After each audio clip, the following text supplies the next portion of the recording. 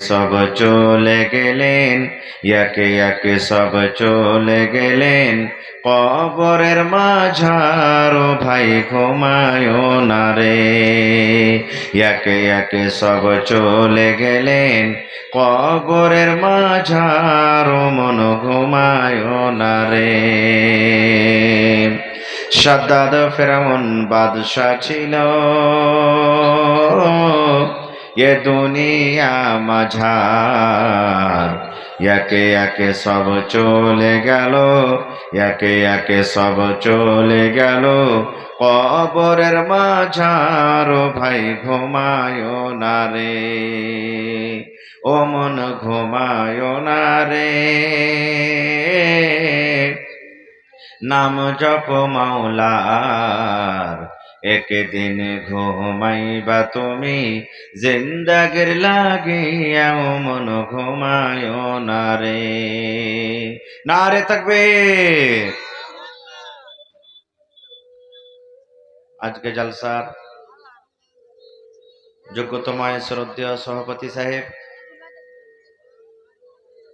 সামনে বসে থাকা ইসলাম দরদি, দিন দরদি ভাই ও বাবাজিরা, পর্দানাসীন মায়েরা এবং খালারা,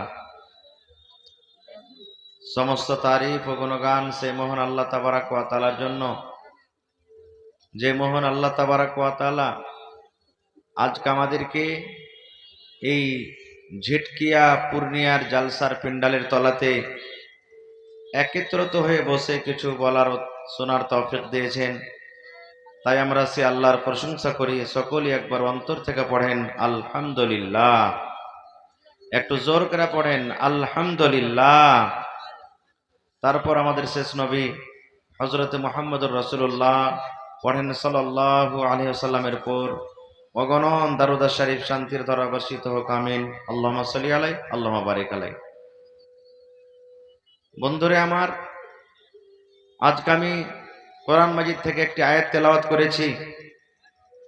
সেই আয়াতটাকে সামনে রেখে মওত সম্পর্কে আমি কিছু কথা আপনাদের সামনে রাখবো। আল্লাহর কাছে দোয়া করি রব্বুল আলামিন আমি যা কিছু বলবো যেন সহিহ হাদিস এবং কোরআন থেকে বলতে পারি, এবং তার প্রতি ছোট বড় সকলে যেন আমরা আমল করতে পারি, তার জন্য আল্লাহ আমাদেরকে তৌফিক দেন। পড়ুন আল্লাহুম্মা আমিন। ভাই আমার, এই দুনিয়াতে আমরা এসেছি, একদিন আমাদেরকে দুনিয়া ছাড়তে হবে। এই জিনিসটার পরে আমাদের বিশ্বাস আছে? একটু হানা বলেন, বিশ্বাস আছে? আপনারা বসে যান ভাই, সব বসে যান। আপনারা এমন বাম দিকের লোক সব বসে যান, একটু মেহরবানি করে বসে যান। দুনিয়াতে প্রত্যেক জিনিসে মতভেদ ইখতিলাফ আছে, কিন্তু একটা এমনই জিনিস আছে যাতে কোন রকমের ইখতিলাফ নাই, সবাই মানছে ওকে, সবাই বিশ্বাস করছে। মুসলমান অমুসলমান পৃথিবীর যত মানুষ আছে সবাই তাকে মানে, ইয়াকিন করে। সেটার নাম বলতে পারবেন আপনারা? সেটা কি? জোরে বলেন। মওত। মাশাআল্লাহ। সেটা হলো কি? মওত। ভালো করে একটু ধ্যান দিয়ে শুনবেন, যে কিছু বেঁধে নিয়ে যাবেন যে জালসা শুনতে গেছিলাম, কিছু দামি কথা পেয়েছি। কিসসা কাহিনী তো মেলে শুনছেন। বন্ধুরে আমার, এই যে সামনে কয়েকদিন পর রমজান মাস আসছে, পাক পবিত্র মাস, ফজিলতের মাস। সেই মাসটা কিভাবে আমাদেরকে স্মরণে রাখতে হবে, কিভাবে আমাদেরকে মাস্টার মান সম্মান করতে হবে, তাহলে এই বিষয়টাকে জানা দরকার। কারণ মাইকের আওয়াজ যত হয়েছে, এখানে জালসা ফেল পড়েছে মনে হয়। যত হোটেলে যারা এলান করছে, ভাই মাইকের এলান একটু কম করো তোমরা। বন্ধুরে আমার, তো মওত একটা এমন জিনিস সবাই মানে থাকে। একটা হিন্দু ভাইকে জিজ্ঞাসা করবেন, তাও বলবে একদিন মারনা হোগা। বলবে না? বলবে না? তারাও বলবে। বলি, দেখবেন আপনারা, যখন আমার গায়ের মুসলিম ভাইরা ওদের আত্মীয় যখন মারা যাবে, ঘাড়ে কেড়ে যখন নিয়ে যাবে, তখন ওদের যেটা ধর্মে আছে ওরা বলবে, রাম নাম সত্য হ্যায় সবকা यही গত্য है, রাম নাম সত্য है सबका यही গত্য है, রাম নাম সত্য है सबका यही গত্য है। বলে না? বলে না? শুনেছেন আপনারা? আমরা যেমন আমাদের ভাষাতে লা ইলাহা ইল্লাল্লাহ সুবহানাল্লাহ আস্তাগফিরুল্লাহ, যে আমরা জানি পড়ি, ওরাও এরকম ভাবে পড়ে, রাম নাম সত্য হ্যাঁ, আল্লাহর নাম হলো সত্য, সবকাই হি গাত্তা হ্যাঁ, মানে এই রাস্তাটা সবারই, এই রাস্তাতে একদিন সবাইকে যেতে হবে, তারাও বিশ্বাস করে। ভাই আমার, দুনিয়াতে মৌত একটা এমন জিনিস যে মত থেকে আমরা কেউ বাঁচতে, বলেন বাঁচতে, মুখ খুলে একটু বলেন, যদি খাইনি টেনে মুখে থাকে তো ফেলে দেন পারতলেতে। মত একটা এমন জিনিস যাতে থেকে আমরা বাঁচতে পারবো না। খুব এবার মত থেকে যখন বাঁচতে পারবো না, তো মতের তৈয়ারি করতে হবে না, হবে না ভাই? জোরে বলেন, হবে না হবে না? কিভাবে মতের তৈয়ারি আমরা করব? মত থেকে বাঁচতে পারবো না, কিভাবে আমরা তৈয়ারি করব?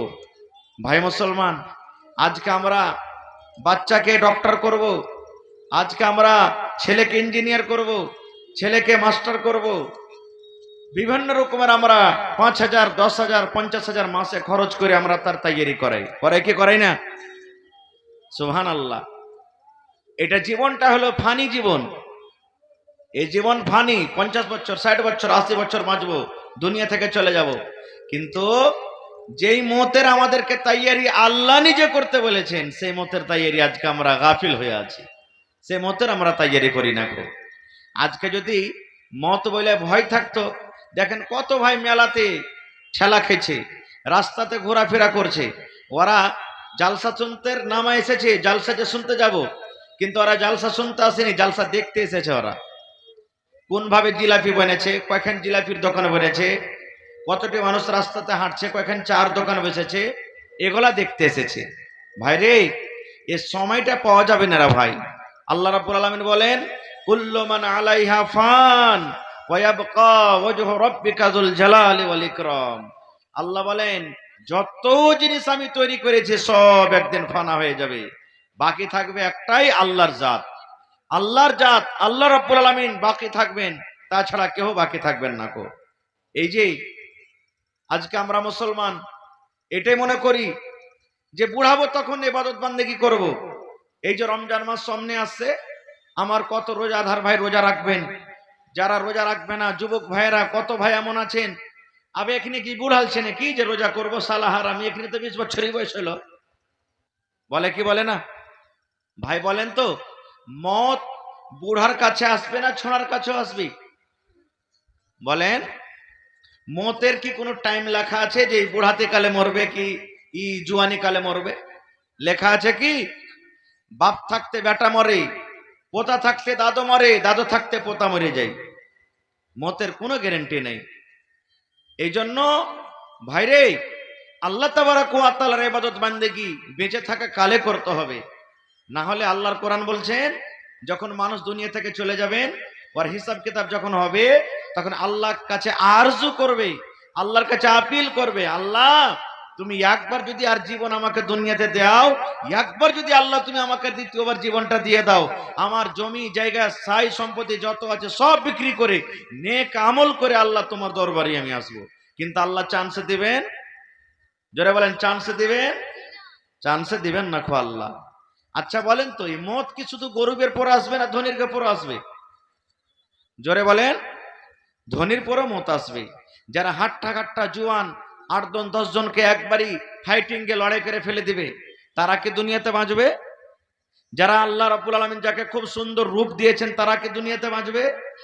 জোরে বলেন, কেউ বাঁচবে না দুনিয়াতে ভাই, যতই বড় রাজা মহারাজা হোক। মত আল্লাহ রাব্বুল আলামিন যখন যার যতদিন টাইম লিখেছেন দুনিয়াতে হায়াত দিয়েছেন থাকার, তারপরে একদিন ওকে মরতে হবে, মত থেকে কেউ বাঁচবে না। কারণ আল্লাহ তাবারাক ওয়া তাআলা বলেন, কুল্লু নাফসিন যায়িকাতুল মাউত। আয়াতটা মুখস্থ আছে পাড়ায় লোকের। আয়াতটার মানে হলো, আল্লাহ বলছেন প্রত্যেক নফসকে মওতের মজা চাখতে হবে। আমি যতগুলি প্রাণ আমি রূহ দুনিয়াতে দিয়েছি, একদিন তাকে দুনিয়া থেকে যেতে হবে, মরতে হবে, মত থেকে কেউ বাঁচতে পারবে না। ভাইরে, মত থেকে যদি বাঁচতেন তাহলে সাদ্দাত বাদশা জীবনে মরতক ভাই? জোরে বলেন, মরতক? যে সাদ্দাত জান্নাত তৈরি করেছিল, কিন্তু আল্লাহ রাব্বুল আলামিন তাকে মত দিয়েছেন। ফিরাউন বাদশা, এত বড় বাদশা, দুনিয়াতে রাজ করেছে, আর নিজে খোদা দাবি করেছিলেন যে আমি হলাম আল্লাহ, আমি হলাম ভগবান। সেই ফিরাউন বাদশা কি বেঁচে আছে? জোরে বলেন, বেঁচে আছে? বেঁচে নেই। জুলকারনাইন বাদশাহ সুবহানাল্লাহ গোটা দুনিয়া ঘুরেছেন, সে বাদশাকে বেঁচে আছে। ইউসুফ নবী কত সুন্দর ছিলেন।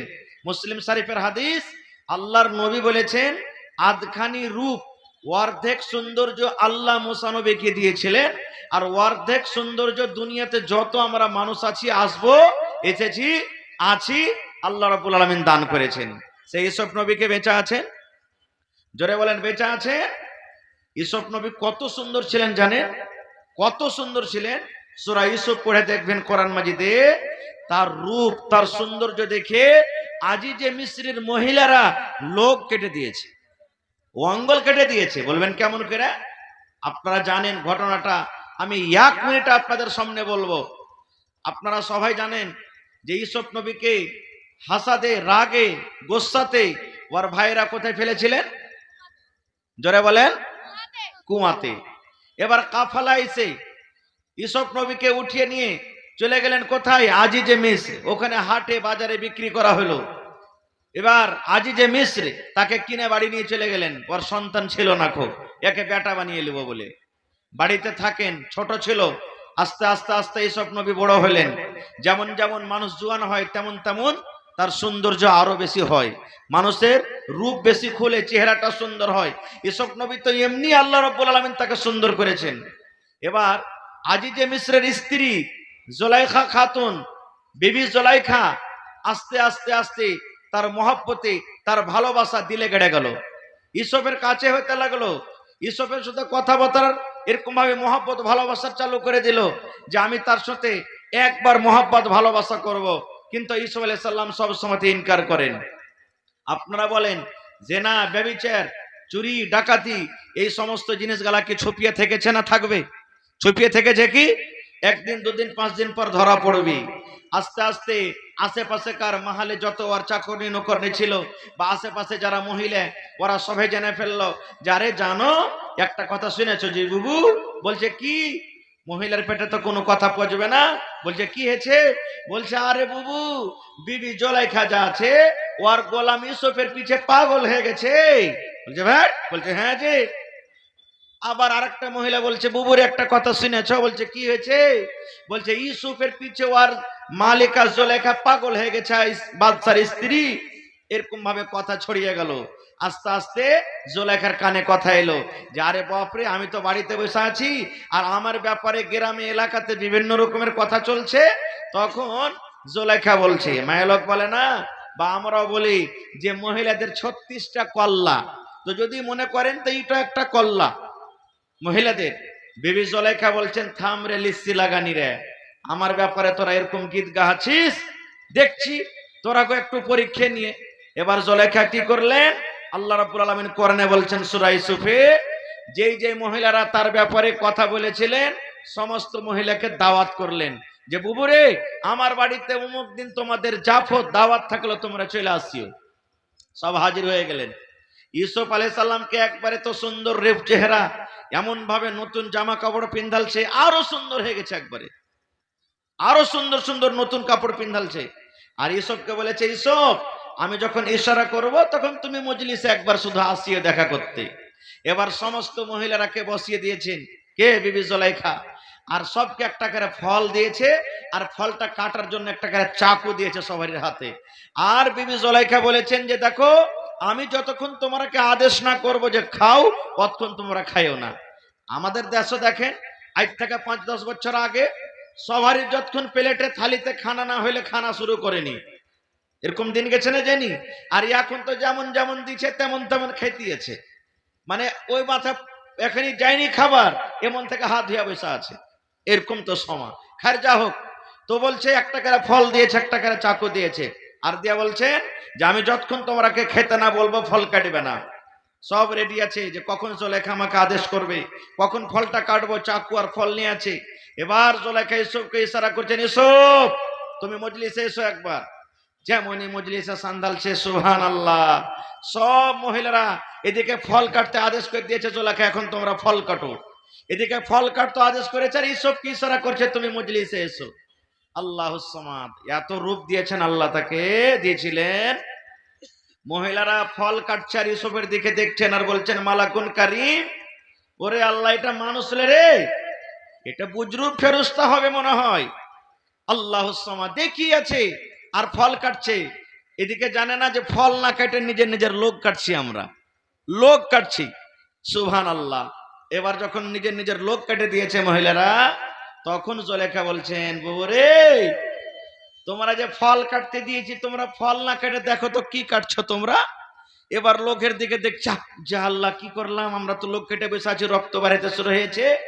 এবার বিবি জুলেখা বলছেন, বাবু, একটা নজরে যদি তোমরা এরকম ভাবে ইউসুফকে দেখে নিজের লোককে কেটে থাকো, নিজের অঙ্গলকে কাটো, তা আমার বাড়িতে সব সময় আমার চোখের সামনে ঘোরাফেরা করছে, আমার অবস্থাটা কি হইতে পারে, আমার অবস্থা কি হইতে পারে। তো বাবু রে, আমার তরফ থেকে তোমরা একটু ইউসুফকে পারিয়াস করো, সুপারিশ করো যে আমার কথাটা মেনে নেয়। সব মহিলারা তখন ইউসুফকে পারিয়াস করছেন। ইউসুফ, আরে খ্যাপা, জীবনের স্বাদটা লিয়ে এলে একবার। বাদশা যখন স্ত্রী কইছে তো মেনে লে তার কথা। বলছেন না, আমি তার কথা মানবো না, এটা গুনাহ, পাপের কাম। বলছে তুই যদি না মানিস, তোকে জেল ঘরে, কারাঘরে বন্ধ করবে। তখন ইউসুফ আলাইহিস সালাম কি বলেছিলেন, রে আল্লাহর বান্দী, তোমরা শুনে নাও, আমি যদি বিবি জুলেখার সাথে খারাপ ব্যবহার করে, কুকর্ম করে, আল্লাহ রাব্বুল আলামিন নারাজ হয়ে যাবেন, জীবনের আমল সমস্ত নষ্ট হয়ে যাবে, জীবন আমার বেকার হয়ে যাবে। এই জন্য আমি এই কাজটা করতে পারবো না, এটা আমাদের হাতে ভুল হয়ে যাবে, গুনাহ হয়ে যাবে। এবার ওই মহিলারা বলতে লাগলেন, ইউসুফ, যদি তুমি তোমার এই মালিকা, তোমার এই মালিকার যদি কথা না মানো, তোমাকে জেলে বন্ধ করে দিবে, তোমাকে কায়দখানাতে বন্ধ করে দিবে। এবার ইউসুফ আলাইহিস সালাম কি বলেছিলেন, রে মুসলমান শুনে নিন। ইউসুফ আলাইহিস সালাম বলেন, মহিলা রে, তোমরা কান করে শুনে নাও, জেল যাওয়ার আমার ভালো, জেল আমার, জেলে থাকা আমার পছন্দ, আমি জেল ঘরে চলে যাব, কিন্তু আমি তার সাথে জেনা ব্যভিচার করতে পারবো না। এই মুসলমান, এই ঘটনাটা বলার উদ্দেশ্য হইল, আল্লাহ রাব্বুল আলামিন ইউসুফ নবীকে এত সুন্দর, এত রূপ দান করেছেন রে ছেলেছেন রে ভাই। তো অবশ্যই ইউসুফ আলাইহিস সালাম দুনিয়াতে না, একদিন দুনিয়া থেকে চলে গেছেন। এই জন্য আল্লাহ রাব্বুল আলামিন বলেন, দুনিয়ার মানুষ রে, আমি আল্লাহ যে মত তৈরি করেছি, মতের মজা একদিন চাকতে হবে, মতের শরবত তোমাকে একদিন পান করতে হবে, মতের গর্তে তোমরা একদিন যেতে হবে, মত থেকে তোমরা কেউ বাঁচতে পারবে না। এবার যদি আপনারা বলেন, মাওলানা জি, আমি মাটির ভিতরে বড় বড় করে রুম বানাবো, মাটির ভিতরে বড় বড় করে ঘর বানাবো, কেলা বানাবো, আর পানি ওখানে বন্ধ হয়ে থাকবো, আসমানের উপরে আমি চলে যাব, কিংবা আমি পাহাড়ের ভিতরে বড় বড় রুম করে আমি থাকবো। আল্লাহ রাব্বুল আলামিন বলেন, রে দুনিয়ার মানুষ, আইনা মা তাকুন, তুমি দুনিয়ার যে কোনো কোণাতে থাকো না কেন, পাহাড়ের উপরে থাকো না কেন, তুমি জমিনের তলাতে থাকো না কেন, পানির তলাতে ঘর বানিয়ে থাকো না কেন, দুনিয়ার যে কোনো জায়গাতে থাকো কিনারে বান্দা বান্দি, ইউদরে কোমল মত, মত আমার তোমার কাছে পৌঁছবে, মত তোমার কাছে চলে যাবে, মত তোমাকে ছাড়বে না।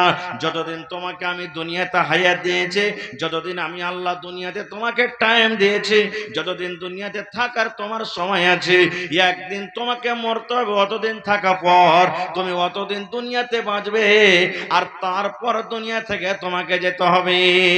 নারে তাকবীর। বুখারী শরীফের একটা হাদিস, মুসা নবীর কাছে মালাকুল মউত আজরাইল ফেরেশতা চলে এসেছেন জান কবজ করার জন্য। নবীদের কাছে যখন ফেরেশতা আসবেন, মালাকুল মউত পারমিশন চাইবে, আমাদের কাছে পারমিশনের দরকার নাই, আসবেন জান কবজ করে নিয়ে চলে যাবেন। কিন্তু নবীদের যখন জান কবজ হবে, তাদের কাছে পারমিশন নিতে হবে। তো মুসা নবীর কাছে এলেন মালাকুল মউত, আসার পরে বলছেন যে, মুসা, আল্লাহ তাবারাক ওয়া তাআলা আমাকে আপনার কাছে পাঠালছেন, আপনার জান কবজ করব, রূহকে কবজ করে নিয়ে চলে যাব। বলেন, দুনিয়াতে কোন লোক মরতে চাহে যে ভাই, 80-90 বছরকার বুড়া, লাঠি নিয়ে টুক টুক টুক টুক করে হাঁটছে। ওটা যদি বলে দেয় শালা বুড়া তুই কখন মরবি হে, আর কত দুনিয়াতে থাকবি, লাঠির ঝাঁপটা চালিয়ে দিবে, শালা তুই মর, আমাকে মরতে বলছিস। কেহ মরতে চাইবে না, চাহে কি, কেহ চাইবে না। ঠিক মুসা আলাইহিস সালাম কথাটা শুনে মালাকুল মউতকে এমন জোরে একটা ঘোষা ফাইট মেরেছে। ওরে আল্লাহ, দেখেন মুসা নবীর কত শক্তি। একই ফাইটে ফেরাউনের একটা সিপাহীকে মেরে দিয়েছিলেন তাও। তো মালাকুল মউতকে এমন জোর করে একটা ঘোষা মারলেন, ওর একটা চোখ কানা হয়ে গেল। কার? আজরাইল ফেরেশতার। মালাকুল মউত চলে গেলেন। এবার আল্লাহ তাবারাক ওয়া তাআলা বলছেন, মালাকুল মউত কি ব্যাপার, তোমার অবস্থা কেন এরকম? আল্লাহ তো সবই জানছেন, তবু তার মুখ থেকে শুনবেন। এবার মালাকুল মউত বললেন, আল্লাহ যে তুমি এমন বান্দার কাছে আমাকে পড়িয়েছো, এমন নবীর কাছে আমি গেছিলাম, আল্লাহ মতের কথা শুনে, মতের খবর পেয়ে আল্লাহ দেখো আমাকে এমন জোর করে একটা ফাইট মেরেছে রব্বুল আলামিন, এমন জোর করে আমাকে একটা ঘোষা দিয়েছে। একটা ফাইটের কারণে আমার চোখ একটা কানা হয়ে গেছে, আমি নাবিনা হয়ে গেছি, আমার চোখে কিছু সোজে না, চোখ আমার কানা হয়েছে। আল্লাহ যে তোমার নবী মুসা মরতে চায় না, দুনিয়াতে আরো বাঁচতে চায়, মতের খবর শুনে আল্লাহ আমার চোখ কানা করে দিয়েছেন। আল্লাহ রাব্বুল আলামিন বলছেন, মালাকুল মউত আমার নবী মুসা মরতে চায় না, না তো না। আল্লাহ রাব্বুল আলামিন মালাকুল মউতের চোখ ভালো করে দিলেন। ভালো করে দেওয়া পর এবার আল্লাহ মুসা নবীকে বলছেন, এই আমার নবী মুসা, আর একবার তুমি আমার নবীর কাছে যাও। মালাকুল মউত, আর একবার তুমি আমার নবী মুসার কাছে যাও। এইবারে জান কবজ করার জন্য যেতে হবে না, আমার নবীকে একটা তুমি খুশখবরি দিয়ে দাও, আমার নবীকে তুমি একটা অফার দিয়ে দাও, আমার নবীকে তুমি আমার তরফ থেকে একটা তুমি মেসেজ দিয়ে দাও। যাও তুমি আমার নবী মুসার কাছে আর একবার তুমি যাও, একটা অফার নিয়ে যাও। সুবহানাল্লাহ। আবার মালাকুল মউত চলে গেলেন। মুসা নবী বলছেন, তুমি ফিরে এসো আমার কাছে, ব্যাপার কি? এবার মালাকুল মউত বলছেন, কোনো কেসা কাহিনী নাই রে ভাই, সহিহ হাদিস আপনার সামনে বলি। এবার মালাকুল মউত বলছেন, মুসা এইবারে আপনার জান কবজ করার জন্য আসেনি, এইবারে আপনার রূহখানাকে কবজ করার জন্য আসেনি মুসা। আল্লাহ রাব্বুল আলামিন আপনার জন্য একটা ওয়াফার দান করেছেন, আল্লাহ রাব্বুল আলামিন একটা খুশখবরি আপনার জন্য দিয়েছেন। সেই ওয়াফার, সেই খুশখবরি দেওয়ার জন্য আমি আপনার কাছে এসেছি। এবারে মুসা নবী বলছেন, কি ওয়াফার নিয়ে এসেছো, কি আমার জন্য তুমি মেসেজ নিয়ে এসেছো? এবার মালাকুল মউত বললেন, মুসা একখানা তুমি গরু নিয়ে এসো, একটা তুমি গরু আমার সামনে তুমি নিয়ে এসো। মুসা নবী বলছেন, গরু নিয়ে এসে কি হবে? এবার মুসা নবী বলছেন, এই মালাকুল মউত, কেন তুমি এরকম কথা বলো? আমি গরু নিয়ে আসবো, গরুর সাথে আমার কি সম্পর্ক আছে, কেন আমি গরু নিয়ে আসবো? মালাকুল মউত বললেন, মুসা একটা গরুর উপরে তোমার হাত খানা তুমি রেখে দাও, ইয়াখানা তুমি তোমার গরুর উপরে হাত রেখে দাও। এবার হাত রেখে দেওয়ার পর এবার তোমার হাতের তলাতে এই যে তোমার রুয়া গলা দাববে, গরুর রুয়া দাববে, ওই রুয়া গলাকে তুমি গিনতি করো, গিনতি করো, 1 খান 2 খান 5 খান 10 খান 100 খান 5000 5 লাখ করে গুনতে লাগো। এবার গুনতে গুনতে গুনতে এবার তুমি ছেড়ে দাও তাকে। এবার মুসা নবী বললেন, এই মালাকুল মউত, ভালো করে তুমি আর একটু আমাকে জানিয়ে দাও, আমি একটা গরু নিয়ে এলাম, গরুর উপরে আমি হাত দিলাম, হাত দেওয়ার পর আমার হাতের তলাতে রুয়া দাবলো, রুয়া দেওয়ার পর আমি ওই রুয়া গলাকে ধরো গিনতি করে নিলাম, গিনতি করার পর কি হবে আমার সাথে? মালাকুল মউত বললেন, মুসা গরুর উপরে তুমি হাত রেখে দাও, আর হাত রেখে দেওয়ার পর তোমার হাতের তলাতে রুয়া গলা তুমি গিনতি করো, গিনতি করো। গিনতি করতে করতে মুসা আল্লাহ রাব্বুল আলামিনের অর্ডার হয়েছে, আল্লাহ রাব্বুল আলামিন আপনার জন্য এটা খুশখবরি দিয়েছেন, যত হাতের তলাতে আপনার রুয়া দাববে, অত ঘন্টা নয়, অত দিন নয়, অত বছর আপনি দুনিয়াতে বাঁচবেন, আপনার মত হবে না। নারে তাকবীর। বলছেন, মুসা হাতের তলাতে যত রুয়া দাববে অত বছর আপনি দুনিয়াতে বাঁচবেন। আচ্ছা বলেন তো, মোটামুটি 10-20 ঘন্টা রুয়া দাববে নাকি? জোরে বলেন, বেশি দাববে হাজার হাজার নাকি গুণা যাবে না খুব। এবার মুসানবী তখন বলছেন, মালাকুল মউত, আর একটু তুমি আমাকে আর একটু খবরটা জানিয়ে দাও। মালাকুল মউত, আমি একটা গরুর উপরে হাত রেখে দিলাম, হাতের তলাতে আমার যত রোয়া দাবলু, আমি দুনিয়াতে অত বছর বাঁচলাম, অত বছর বাঁচা পর যখন ওই রোয়ার বরাবর বছর শেষ হয়ে গেল, এবার আমার সাথে তারপরে কি হবে? এবার মালাকুল মউত বললেন, মুসা, অত বছর দুনিয়াতে বাঁচা পর আমি মালাকুল মউত এসে তোমার জান কবজ করে নিয়ে যাব। অত বছর বাঁচা পর তুমি দুনিয়াতে বাঁচবে না, একদিন তোমাকে মরতে হবে, আমি মালাকুল মউত এসে তোমার জান কবজ করে আমি নিয়ে যাব। এইবারে মুসা নবী তখন বলছেন, মালাকুল মউত, এত বছর থাকা পরও, এত বছর বাঁচা পরও আমাকে যখন একদিন মরতে হবে, এরকম বয়সের আমার দরকার নয়, এরকম অফারের দরকার নাই, এসো এসো তুমি আমার জান খানাকে কবজ করে নিয়ে চলে যাও। সুবহানাল্লাহ। তো ভাইরে দেখেন, আল্লাহ তাবারাক ওয়া তাআলা এতখানি অফার দিলেন, তাও সেই নবী মুসা আলাইহিস সালাম দুনিয়া থেকে বেঁচে আছে? জোরে বলেন, বেঁচে আছেন? বেঁচে নেই।